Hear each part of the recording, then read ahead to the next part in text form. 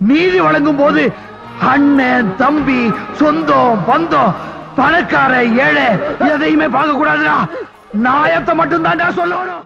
அனைவருக்கும் வணக்கம். திருப்பதி வெங்கடாஜலபதி கோவிலில் கூட்ட நெரிசல் சிக்கி தமிழ்நாட்டை சார்ந்த 2 பேர் உட்பட 6 பேர் மரணம் அடைந்திருப்பது மிகப்பெரிய சோகத்தை உருவாக்கியிருக்குது. அவர்கள் இறந்தது மிகப்பெரிய சோகம்னா, இறந்த விதம் மிகப்பெரிய கொடுமை, ஒரு பெரிய அதிர்ச்சி. அது திருப்பதி வெங்கடாஜலபதி கோவிலில் வைகுண்ட ஏகாதசியை முன்னிட்டு சொர்க்கவாசல் திறப்பதற்கு ஜனவரி 10 13 தேதி அறிவிக்கிறாங்க. இதுக்கு சாதாரண மக்கள் அதிகமாக வரணும்னு சொல்லி திருப்பதி தேவஸ்தானத்துடைய அறங்காவலர் PR நாயுடு ஒரு அறிவிப்பு கொடுக்குறாரு. அந்த அறிவிப்பில் ஜனவரி மாதம் 9ஆம் தேதி காலை இந்த டோக்கன் வழங்கப்படும். இலவச 5:30 மணிக்கு, காலையில் 5:30 மணிக்கு இலவச டோக்கன் வழங்கப்படும். அதுக்கு நீங்கள் பக்தர்கள் வரலாம். வர்றவங்களுக்கான பயணம், உணவு இது எல்லாமே திருப்பதி தேவஸ்தானம் தயார்படுத்தும். போதிய பாதுகாப்பு வசதிகளை, தங்கும் வசதிகளை செஞ்சு கொடுத்துருக்கோம்னு சொல்லி ஒரு அறிவிப்பு கொடுத்தாங்க. இந்த அறிவிப்பின் அடிப்படையில் 8ஆம் தேதி காலையில் 8:30 மணிக்கே மக்கள் போகிறாங்க. இந்த டோக்கனை வாங்கிக்கிட்டு ஜனவரி 10ஆம் தேதி இருக்கக்கூடிய வைகுண்ட ஏகாதசி போய் பார்க்கறதுக்காக மக்கள் திரள்றாங்க. 8ஆம் தேதி காலையில் இருந்து நேற்று இரவு 8 மணி வரைக்கும் குறைந்தபட்சம் அங்கே ஒரு 1 லட்சம் பேர் திரண்டுறதா சொல்கிறாங்க. ஒரே இடத்துல லட்சக்கணக்கான மக்கள் திரண்டதுல மிகப்பெரிய அளவில் அங்கே ஒரு கூட்ட நெரிசல் உருவாயிருக்குது. எப்படி இந்த சம்பவம் நிகழ்ந்திருக்கு அப்படின்னா, நியாயப்படி இன்னைக்கு காலையில் 5:30 மணிக்கு தான் டோக்கன் கொடுக்கணும். அந்த ஒரு மொத்தம் 92 கவுண்டரு 8 இடங்களாக பிரித்து வச்சுருக்காங்க. 92 கவுண்டர் இருந்ததில் ஒரு கவுண்டர் பக்கத்தில் இருந்த ஒரு பெண்ணு, ஒரு ஒரு அம்மா மயங்கி கீழே விழுந்துடுறாங்க. மயங்கி கீழே விழுந்த உடனே அந்த அம்மாவை அங்கேருந்து காப்பாற்றுறதுக்காக ஒரு கவுண்டருக்குள்ளே இருந்த அதிகாரி அந்த கவுண்டரை திறந்துக்கிட்டு உள்ளே வெளியே அந்த அம்மாவை தூக்கி காப்பாற்றுறதுக்காக முயற்சி பண்ணியிருக்காரு. கவுண்டரை திறந்த உடனே டிக்கெட்டை கொடுக்கத்தான் திறந்துட்டாங்க. 9ஆம் தேதி காலையில் 5:30 மணிக்கு கொடுக்க வேண்டிய டிக்கெட்டை 8ஆம் தேதி 8:30 மணிக்கே கொடுக்க போகிறாங்க போல இருக்கு. ஏன்னா கூட்டம் அதிகமானதான்னு சொல்லி மக்கள் தவறுதலாக புரிந்து கொண்டு அந்த ஒரு கவுண்டரில் மொத்தமாக 5000 பேர் உள்ள போயிருக்காங்க. 5000 பேர் ஒரே நேரத்தை ஒரு கவுண்டரை நோக்கி ஓடுனா, ஒரு இடத்த நோக்கி ஓடுனா அந்த இடம் என்னவாகும்? கீழே விழுந்தவங்க மேலே மிதிச்சு மிதிச்சு மிதிச்சு 6 பேர் மரணம் அடைஞ்சிருக்காங்க. இதில் 30 பேருக்கு கீழே விழுந்ததில் ஒரு அம்மா சொல்கிறாங்க, உயிருக்கு போராடிக்கிட்டு இருந்த ஒரு அம்மாவை இழுத்து வெளியே போட்டு காப்பாற்றிட்டாங்க. அவங்களுக்கு எலும்பு முறிவு ஏற்பட்டிருக்கு. நான் மயங்கி விழுந்துட்டேன், நான் 5 நிமிடத்துக்குள்ளே அங்கேருந்து நாங்கள் 5000 பேருமே செத்து போயிடுவோம் நாங்கள் நினச்சோம். அந்த அளவுக்கு அங்கே நடந்துச்சு. என்ன நடந்திருக்கு, எதுக்கு அந்த கவுண்டரை திறந்தாங்க, இது என்ன, ஏன் இப்படி நெருக்கடி ஏற்படுது யாருக்குமே தெரியல. மக்கள் எல்லாருமே குழம்பி போயிட்டாங்க. ஒரு 5 நிமிஷத்தில் எங்கள் வாழ்க்கையே முடிஞ்சு போச்சு நாங்கள் நினைச்சோம்னு சொல்கிறாங்க. இப்படி அரசு மருத்துவமனையில் 30 பேர் சேர்க்கப்பட்டிருக்காங்க. அதில் 2-3 பேருக்கு கை கால் முறிவு ஏற்பட்டிருக்கிறது. இறந்து போன குடும்பத்திற்கு ஆந்திராவுடைய அரசாங்கம் 25 லட்சம் ரூபாய் பணம் அறிவித்திருக்கிறது. நம்மகிட்ட இருக்க கேள்வி என்ன அப்படின்னா, இலவசமாக டிக்கெட் கொடுக்குறாங்க அப்படின்னா அதுக்கு அறிவிப்பு கொடுத்தது போல சரியான பாதுகாப்பை உறுதிப்படுத்திக்கணும். இலவச டிக்கெட்டு ஆன்லைனில் கொடுத்துட்டு போயிருக்கலாமே, ஏன் திருப்பதி தேவஸ்தானத்துக்கு தான் வாங்கணுமா? இப்போ தான் சமீபத்தில் தெலுங்கானாவில் ஹைதராபாத்தில் புஷ்பா படம் பார்க்க போய் ஒரு தியேட்டரில் 1000 பேர் தான் படம் பார்க்க முடியும். 1000 பேர் போன இடத்துல அல்லு அர்ஜுன் போனதற்காக அல்லு அர்ஜுனை பார்க்க வந்த கூட்டத்தில் ஒரு பெண் மயங்கி விழுந்து உயிரிழந்து அவங்களுடைய அந்த பெண்ணினுடைய மகனும் உயிருக்கு போராடிய சூழல் ஏற்படுது. ஒட்டுமொத்தமான இந்தியா முழுக்க ஒரு பரபரப்பை உருவாக்கி அந்த 1000 பேரில் அந்த அம்மா போய் விழுந்து மரணம் அடைந்ததற்காக அல்லு அர்ஜுன் மீது வழக்கு பதிவு செஞ்சு அல்லு அர்ஜுனை கைது பண்ணி ஆந்திரா தெலுங்கானா 2 மாநிலமே பதட்டமான சூழ்நிலைக்கு தள்ளப்பட்டுச்சு. இப்போ அந்த கூட்டத்தில் மயங்கி விழுந்த அந்த பெண்ணினுடைய உயிருக்கு அல்லு அர்ஜுன் பொறுப்பு என்றால், இங்கே 6 பேர் மரணம் அடைஞ்சிருக்காங்களே, யார் பொறுப்பு? அங்கே அல்லு அர்ஜுனை கைது பண்ணீங்க, இங்கே பாலாஜியை கைது பண்ணுவீங்களா, இல்லை வெங்கடாஜலபதியை கைது பண்ணுவீங்களா, இல்லை அறங்காவலர் குழு தலைவரை கைது பண்ணுவீங்களா, இல்லை PR நாயுடுவை கைது பண்ணுவீங்களா, இல்லை திருப்பதி தேவஸ்தான குரூப்பை கைது பண்ணுவீங்களா? 2 DSP, ஒரு TSP, ஒரு SI, ஒரு இன்ஸ்பெக்டர், 2 பேரை டிரான்ஸ்ஃபர் பண்ணியிருக்காங்க. இதுதான் சரியான நடவடிக்கையா? அங்கே அந்த பெண்ணுடைய மரணத்திற்கு, தன் ரசிகையின் மரணத்திற்கு அல்லு அர்ஜுன் காரணம் என்றால், இங்கே இந்த மரணத்திற்கு யார் பொறுப்பேற்பது, யார் காரணம்? ஒரே நேரத்தில் இவ்வளவு பேர் வந்தால் இது தாங்காது அப்படின்னு உங்களுக்கு தெரியும்ல.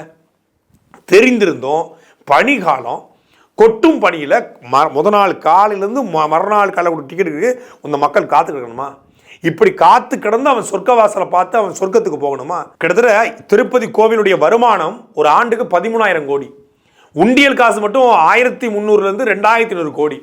திருப்பதி கோவிலுடைய சொத்து 2022 கணக்கெடுப்பின்படி 2,55,000 கோடி, அதாவது கிட்டத்தட்ட தமிழ்நாடு அரசுடைய கடன்ல காவாசி கடன் இன்னைக்கு 3 லட்சம் கோடி தாண்டிடுச்சு. தமிழ்நாடு அரசு கடன்ல பாதி கடனுக்கு நெருக்கி பாதி கடன் இருக்கு.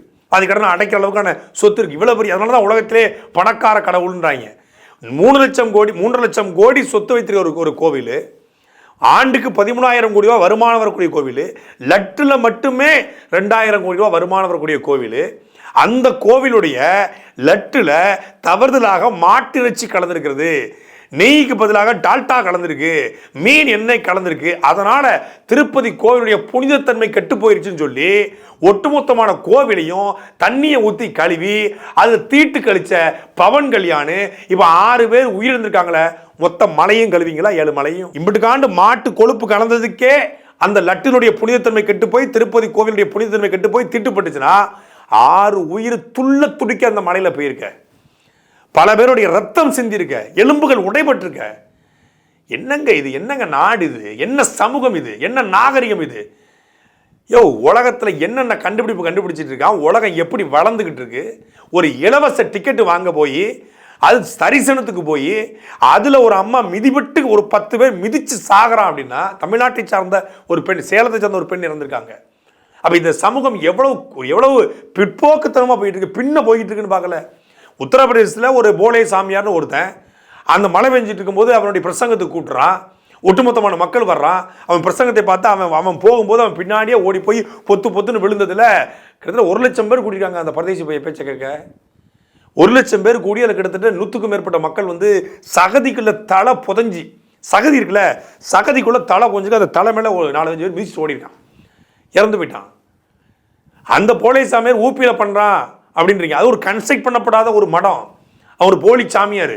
நீங்க மிகப்பெரிய ஒரு துணை ராணுவம் இருக்கும், காவல்துறை இருக்கும், ரொம்ப கன்ஸ்ட்ரக்ட் பண்ணப்பட்ட ஒரு இடம் ஒரு திருப்பதி தேவஸ்தானம், முழுக்க சிசிடிவி இருக்கும், பாதுகாப்பு நடவடிக்கை இருக்கும். திருப்பதி தேவஸ்தானுடைய அறங்காவலர் PR நாயுடு தெளிவாக அறிவிச்சிருக்காரு, அறிவிப்பு கொடுத்துருக்காரு, பாதுகாப்பு, உணவு, பயணம் எல்லாத்தையும் பண்ணி கொடுத்துருக்கோம், நீங்க வாங்கன்னு. அவருடைய பேச்சை நம்பி போய் மக்கள் இறந்துருக்காங்கன்னா இப்போ அவர் தானே பொறுப்பு. தற்செயலாக அல்லு அர்ஜுன் போய் அந்த அல்லு அர்ஜுனுடைய பார்க்க வந்ததால ஒரு பெண்ணை இறந்து போச்சு, அல்லு அர்ஜுன் பொறுப்புன்னா திட்டமிட்டு இவர் வர சொல்லியிருக்காரு, அவருடைய பேச்சை கேட்டு மக்கள் போறான். அப்ப 6 பேர் இறந்து போனா PR நாயுடு தானே பொறுப்பு. அல்லு அர்ஜுனை கைது பண்ண நீங்க ஏன் PR நாயுடுவை கைது பண்ணல? ரசிகனை பார்க்க போய் சாவுறது, சாமியை பார்க்க போய் சாவுறது, சாமியாரை பார்க்க போய் சாவுறது, என்னையா உலகம் இது? உழைச்சா சாப்பாடு, உழைச்சா பொழைப்பு, பொழைச்சா சாப்பாடு. சாமியை கும்பிட்டு திருப்பதி ஏழுமலை வெங்கடேசா என் பிள்ளை பரீட்சையில் பாஸ் ஆகணும் அப்படின்னு வீட்டில் படுத்துக்கிட்டா பரீட்சையில் பாஸ் ஆகிட முடியுமா? திருப்பதி ஏழுமலை வெங்கடேசா நான் இன்னைக்கு உழ வைக்க மாட்டேன், எனக்கு மத்தியானம் பசி அடங்கிடணும்னு சொன்னால் பசி அடங்கிருமா?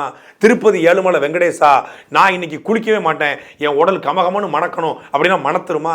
திருப்பதி ஏழுமலை வெங்கடேசா பொங்கலுக்கு நான் கடைக்கு போக மாட்டேன், சரணாஸ்வரம் போக மாட்டேன், RMK போக மாட்டேன், போத்தீஸ் போக மாட்டேன், என் வீட்டில் புது பட்டுப்புடவையும் சேலையும் இருக்கணும்னா வீட்டில் இருந்துருமா?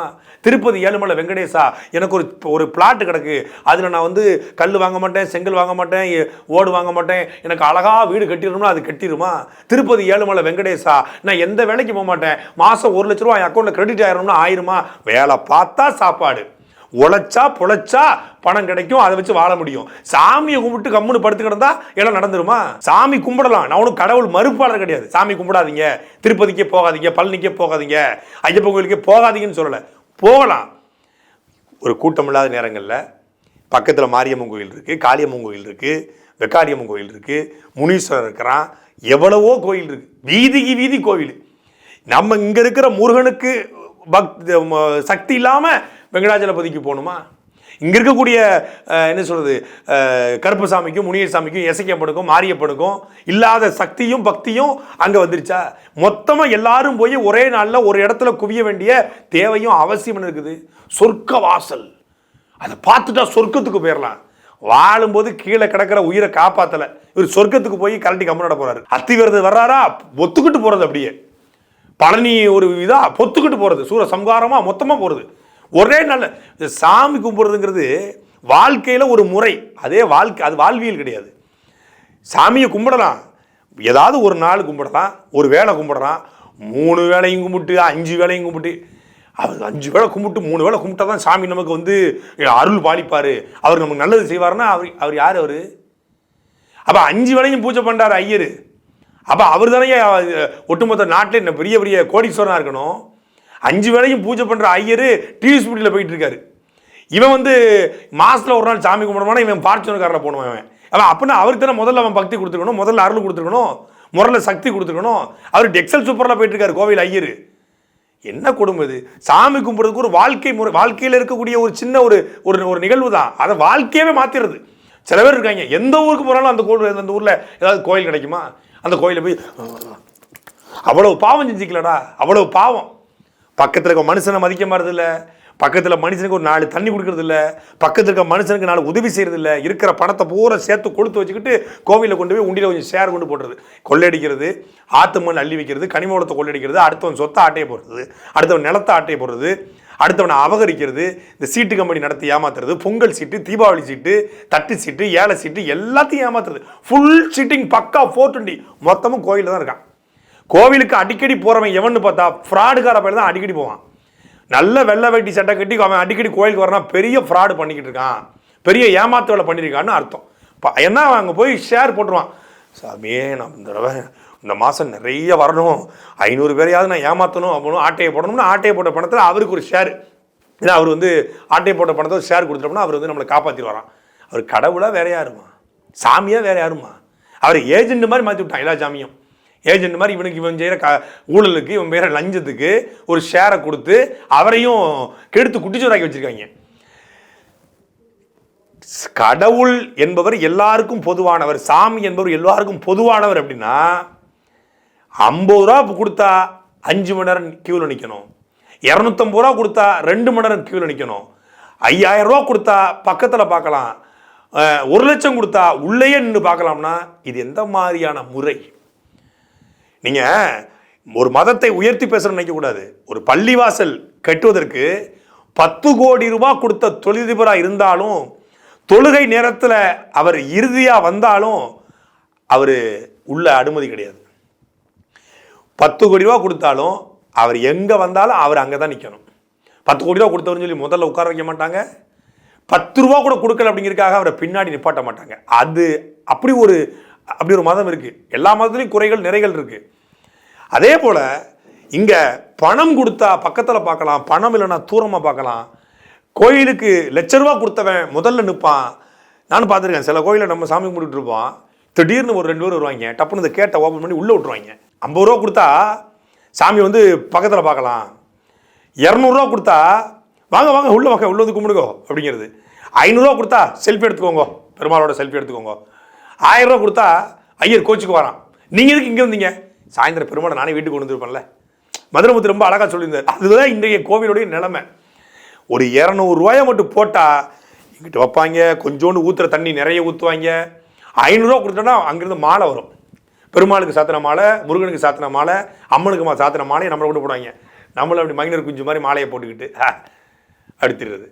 கொஞ்சம் ஒரு 1000 ரூபா கொடுத்துட்டு வச்சுக்கோங்க, 500 ரூபா நோட்டு போயிடுச்சு அப்படின்னா ஒரு எலுமிச்சம்பழம், கொஞ்சம் திருநீர் பாக்கெட்டு, அப்புறம் கோயிலுக்கு இருக்கிற பிரசாதம், கொஞ்சம் பூவு, கொஞ்சம் மாலை, பேர் சொல்லுங்கோ, பிள்ளைங்க பேர் சொல்லுங்கோ, அப்பா பேர் சொல்லுங்கோ, தாத்தா பேர் சொல்லுங்கோ, மாமா பேர் சொல்லுங்கோ, சித்தப்பா பெரியப்பா, ஊர் விட்ட பொண்ணு விட்ட ஒன்று விட்ட போ, எல்லாரும் பேரும் சொல்லி எல்லாத்துக்கும் அந்த ராசி நட்சத்திரம் சொல்லி 1000 ரூபாய்க்கு சாமியை ஏஜெண்டு போல மாற்றி வச்சிருக்காங்க ஒரு கூட்டம். அதனால தான் இந்த முறை, இந்த மரணம் நிகழ்ந்ததுக்காக நான் பேசுகிறேன். நீங்கள் வந்து இலவசமாக டிக்கெட்னால போனால் எல்லாருக்கும் ஒரே மாதிரி தாங்க டிக்கெட்டு, எல்லாரும் வாங்க, எல்லாரும் சரி சமம் தான். இறைவனின் சன்னிதானத்தில் கடவுளுக்கு முன்னாடி எல்லாரும் சமம். 10,000 15,000 டிக்கெட் கிடையாது அப்படின்னு சொன்னால் அது என்ன இன்னும் சம்பாதிக்க வேண்டிய கோயிலா? 3 லட்சம் கோடி சொத்து வந்துருச்சு. இன்னும் நீங்கள் வந்து 300 ரூபா டிக்கெட்டு, 500 ரூபா டிக்கெட்டு, 5000 ரூபா டிக்கெட்டு, 10,000 டிக்கெட்டு, 15,000 25,000லாம் இருக்குது டிக்கெட்டு, 12,000 25,000 திங்கிட்டு இருக்குது. அப்போ தங்கும் வரைகள் வந்து 25,000 ரூபா வரைக்கும்லாம் அங்கே திருப்பதி தேவஸ்தானத்தில் 5 ஸ்டார் ஹோட்டல் ரேஞ்சுக்கெல்லாம் ஒரு ரூம்ஸ் வச்சுருக்காங்க. பணமும் ஒரு கடவுள், ஒரு சாமி, இந்த சிஸ்டமே பணமாக மாற்றப்பட்டுச்சு. அது வந்து அவருக்கு எதாவது போய் சேரப்போதா? ஒரு பிரசாதம் ஒரு சொல்லுது, ஒரு புளியோதரை பொங்கல் கூட அவர் திங்க போகிறது இல்லை. ஒரு சிலை சாப்பிட போறது இல்லை. ஆனா அதை பேரை சொல்லி ஒரு கூட்டம் வயிறு வளர்க்குது. ஒரு கூட்டம் வயிறு வளர்க்க இங்கு 6 உயிர்கள் போயிருக்கு. சாட்டை எடுத்து நாட்டை திருத்து, இளம் தலைமுறை தானே நீ